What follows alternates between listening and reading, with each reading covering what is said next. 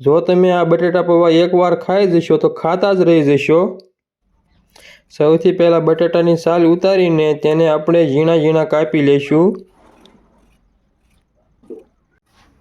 પછી એક તવીમાં તેલ નાખીને તેને આપણે ગરમ કરવા મૂકી દઈશું। તેલ ગરમ થઈ જાય તેમાં જીરું, રાઈ, મીઠો લીમડો અને બટેટા નાખી દઈશું।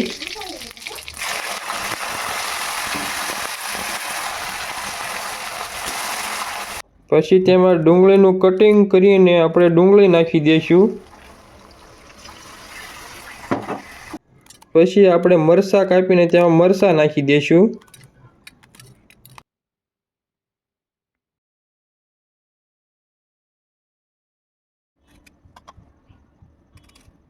પછી તેમાં આપણે ટમેટાનું ઝીણું કટિંગ કરીને આપણે ટમેટા અંદર નાખી દઈશું।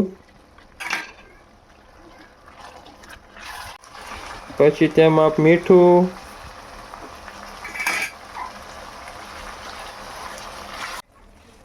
હળદર અને મોરસ નાખી દઈશું। પછી એક બાઉલમાં આપણે પૌવા લઈને તેને સરખી રીતે વોશ કરીને આપણે તેને બહાર કાઢી લઈશું।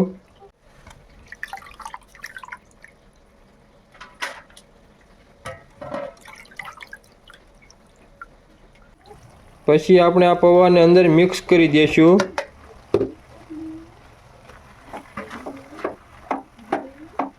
તેમાં લીંબુનો રસ નાખી દઈશું આપણે।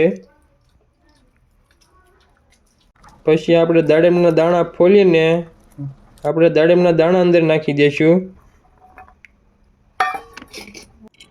તેમાં આપણે કોથમરી કાપીને નાખી દઈશું એટલે આપણા બટેટા પૌવા બનીને તૈયાર। કેમ આવી ગયું ને મોઢામાં પાણી?